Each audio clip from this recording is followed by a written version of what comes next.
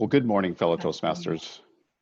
My goal today is to help you navigate the Toastmasters International website, specifically the Pathway Level 2. Now, this is a follow-up to Tamara's presentation last week. She was doing Level 1.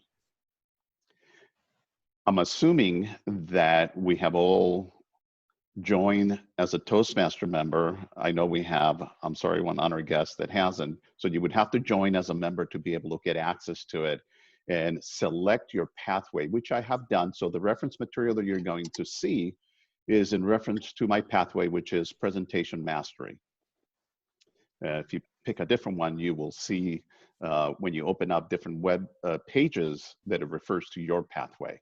So I just wanted to give you the expectation of what you're going to see in my presentation. The first thing is, once you become a member and you're trying to use the website to help you navigate your pathway, the level you're working on, is that you would want to sign in.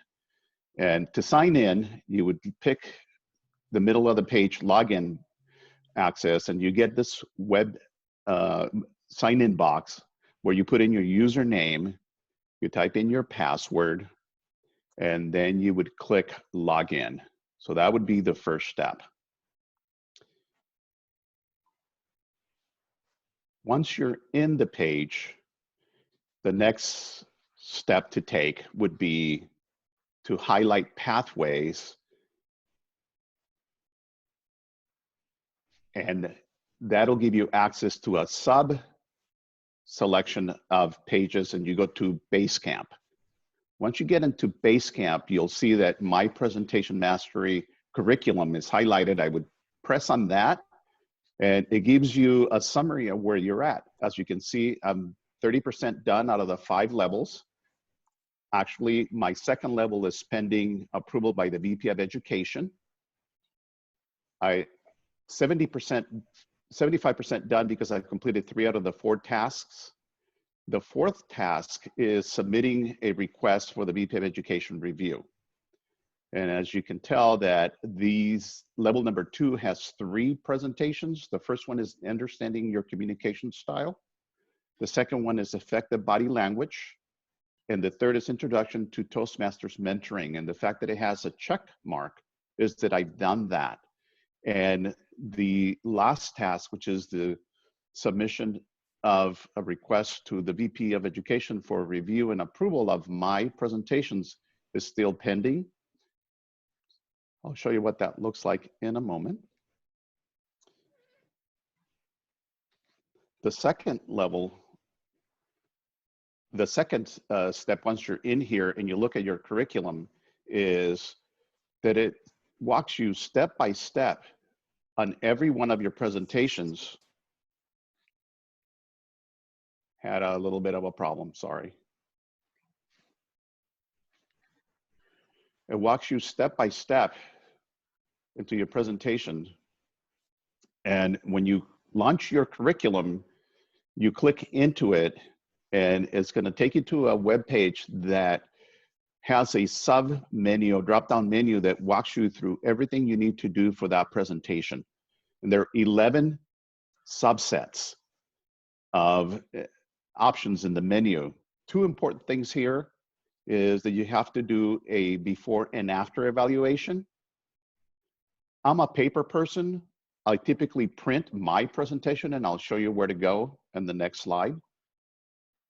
And it's the option to print your presentation is in the Your Evaluation sub-tab. And as you can see, it says Evaluation Resources and Print My Project. That's where you would go. Evaluation Resources is your evaluation page, but that's also contained within Print My Project. So I get 2 birds with 1 stone. And lastly would be the feedback. And if you need to do at least those 2, the before and after evaluation, because the computer is keeping track of your work. The others, you have the option to do it on paper, which is what I do. I just do these 2, and then I do the paper option. I'm still old style. So let me show you how to get to your Print My Project. You would click on Print My Project, and most of them are between 15 and 20 pages. And this is the page that has the 11 subsections that were in the drop-down menu on the other slide. And I'm just gonna scroll quickly through here so you can see that it's pretty extensive, it's a lot of detail, but it's the same thing that is offered to you digitally. I just prefer paper. This is the evaluation form that you can fill out and send to your colleague for their ease of the review, which in this case, I did fill it out and I sent it to Tony. So that is downloading your print my project. Thank you. So the next is getting a little more detail. You're in the same place and you open up your completion request, and it actually walks you step by step what you should do. And this sends an alert to your VP of Education that it needs review and it needs his or her approval. And when he or she is done, they'll mark it complete.